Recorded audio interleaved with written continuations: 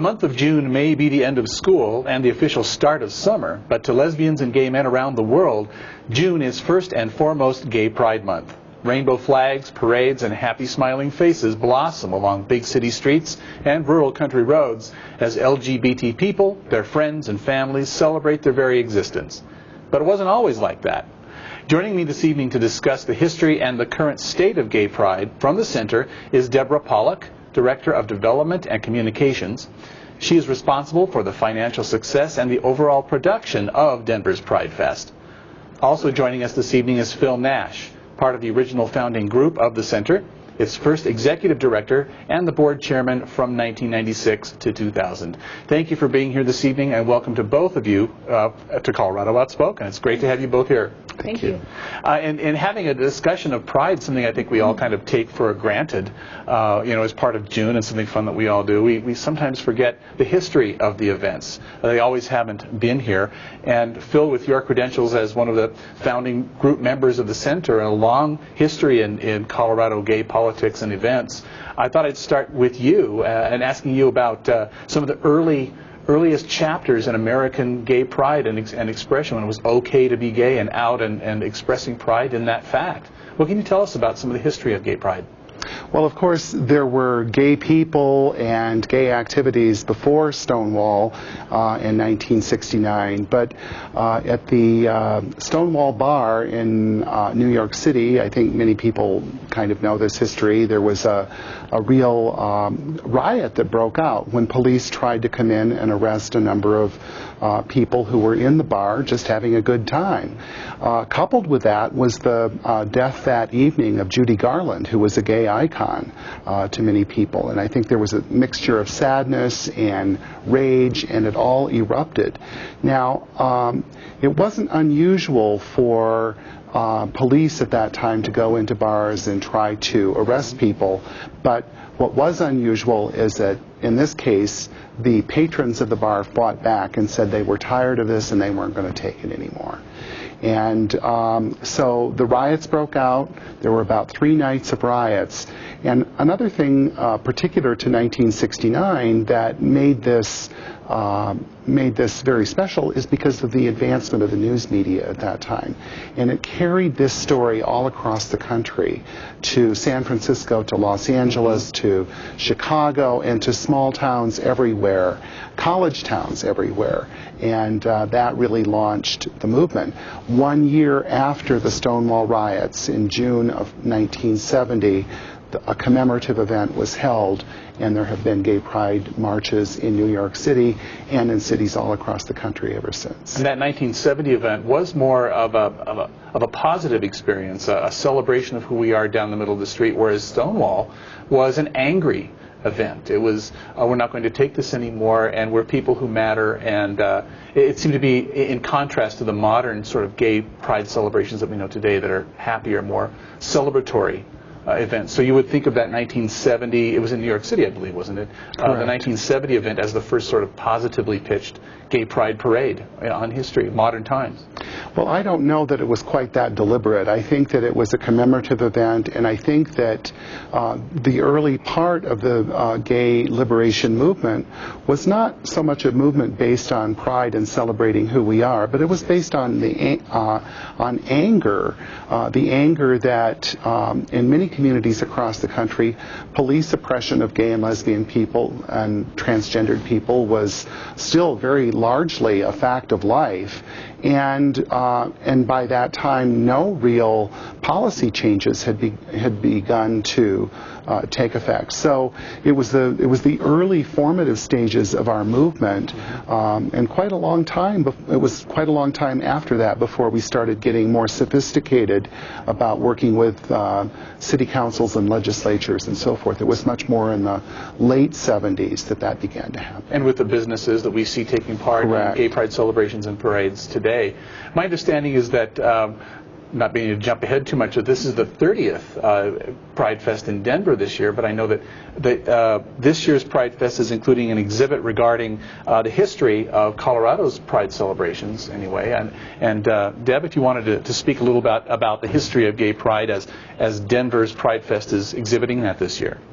Actually, we introduced the exhibit last year, and it was made possible by a generous grant from the Gill Foundation. And it not only highlights Colorado, but it also highlights important events throughout the gay civil rights movement, and it does initiate with the riot at the Stonewall Inn in 1969.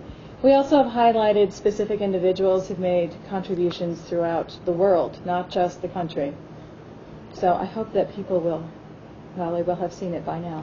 Maybe the show, but yes, I hope so. that they will see that. We're also going to tour the exhibit. There'll be pieces of it up at the center continuously. There are a couple places in Colorado Springs that would like to show it. It will travel to the other Pride Fests in the state. So it's an exhibit that has a long life ahead of it. Does the exhibit kind of show how over the years Pride celebrations have changed and grown? I mean, from the first angry Stonewall riots to what we see more of today as a family-friendly event. I think it shows more how the movement has grown and how we've grown as individuals, and that's reflective in Pride Fest. That's great. Now, I want to look a little bit, how did Denver's Pride Fest celebrations get started, and how have they grown over these 30 years? Well, the first celebration of Pride in Denver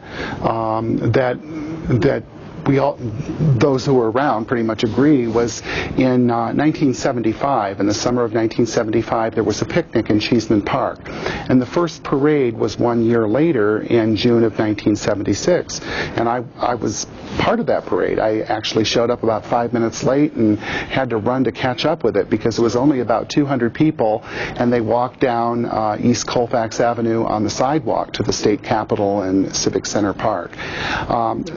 Certainly the biggest change over the years has been the magnitude of the event, from a few hundred people in the mid-70s to approaching a couple 100,000 people at this time.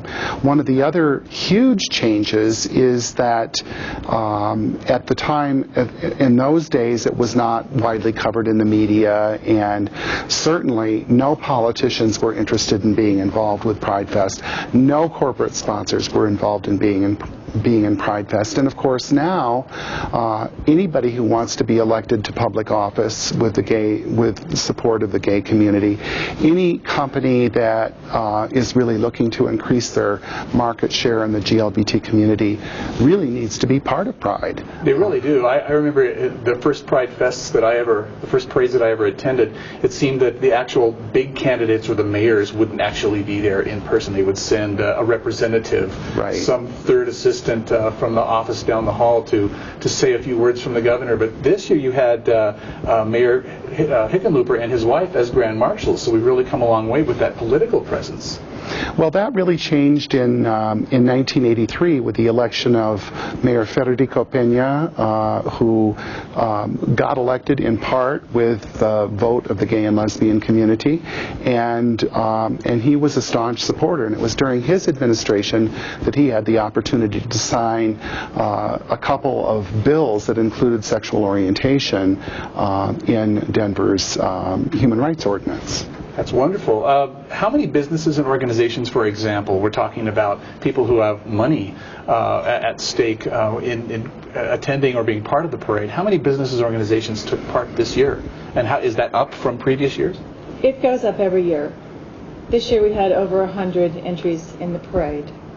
There are 240 exhibitors. So those are exhibitors who come to rent a booth space to exhibit their wares at Pride.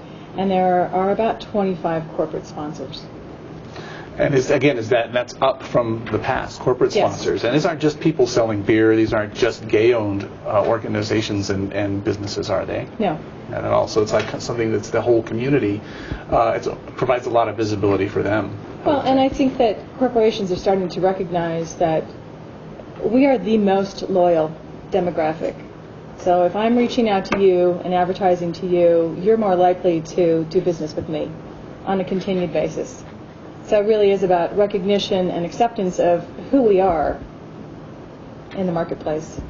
How does participation in, for example, the parade, help a not specifically gay-oriented business? How does this help them as a business with their day-to-day profits and their employee relations? Well, I think a lot of employers are instituting domestic partnership, are instituting, are making it known that gay employees are welcome and valued. So this is a way to recognize those employees, to have them participate, have the business participate in their lives and support them.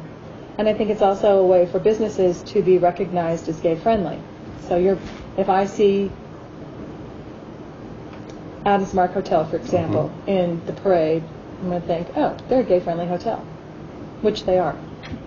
So you've got actually the bottom line of their profit is something that they're going to see a benefit for in being involved in a parade like this. I think in the past there may have been a stigma against gay and lesbian people, that they would have run the opposite direction and stayed away from it until they realized what good business it is to be friendly with the GLBT community. Well, how can you ignore 150,000 people with money in their pockets walking down the street? That is the linchpin of any kind of marketing effort, which is why people would be involved in Pride. If you had told me 30 years ago that we would see banks and auto dealers and healthcare corporations and a lot of the biggest mainstream businesses involved in seeking gay community support, I would have laughed in your face. But today it's really mainstream to be talking to that many people. It's just good business, just like it's good politics.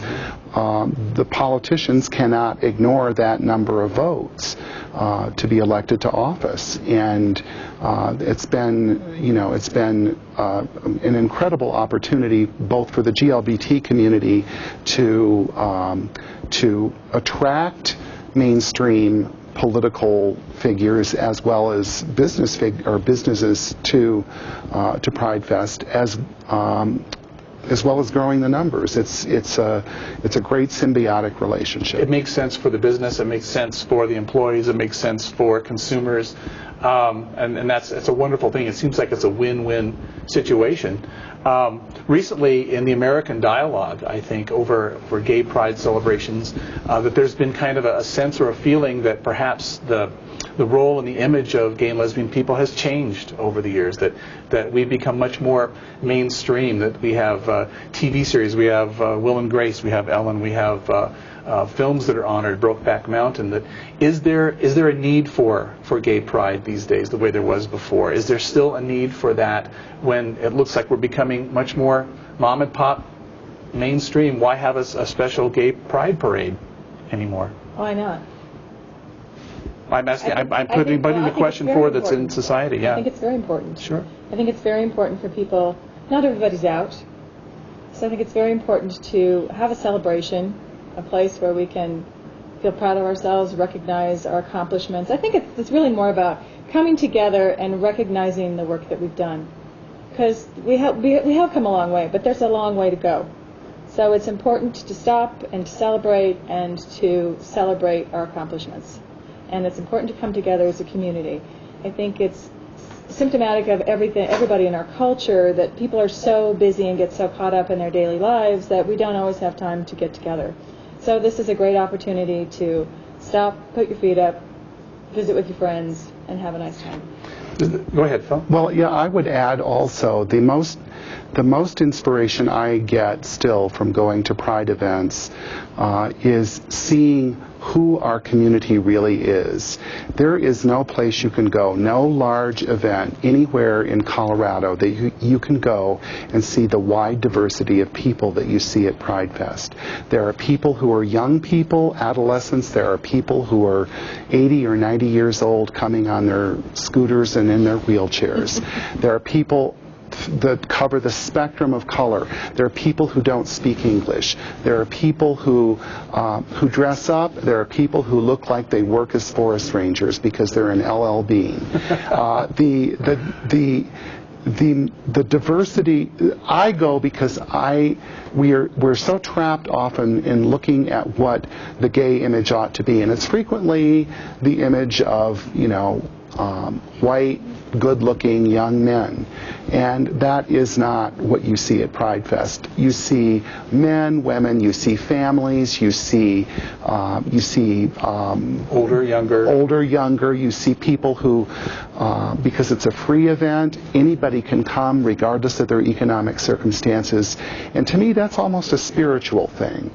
It's being able to connect with people who have something in common with me, but not much. But it's that one thing that is so very important. Yeah, and working with young people as I do, I see the excitement in their eyes when they talk about perhaps going to their first gay pride event, and there's a real positive excitement that they see that this community that seems like it's always been at these pride events. There's always been old, young, men, women, families, children. It's not just a modern phenomenon, and it seems like that pride events like Denver's Pride Fest still have a lot to offer, and we hope that we'll see many more years of these celebrations. One thing I'd like to add is that we have a high concentration of GLBT people with families in Colorado. So we have added a second day to Pride Fest, and it's called Family Field Day. So on Saturday, this year Radio Disney was there, which is huge. That's huge. Radio Disney came, led activities for the kids. We still do old-fashioned field day activities too. We do a little dog parade called Dogs in Drag, which is really fun. Balloon toss, a hula hoop contest, limbo, gunny sack race. Yeah, but it's really about providing opportunities for those families to get together and spend time together as well. Well, I want to thank you for being here this evening, and the Center for giving us the opportunity to have the Pride celebrations every year for as many years as it has done that. Well, I know that that's thanks largely to efforts of all the volunteers and employees there, like yourselves, that you work with. I want to thank you for being here with us at Colorado Outspoken tonight. Happy Pride to you. Thank you. And to all of our viewers, thank you for being here.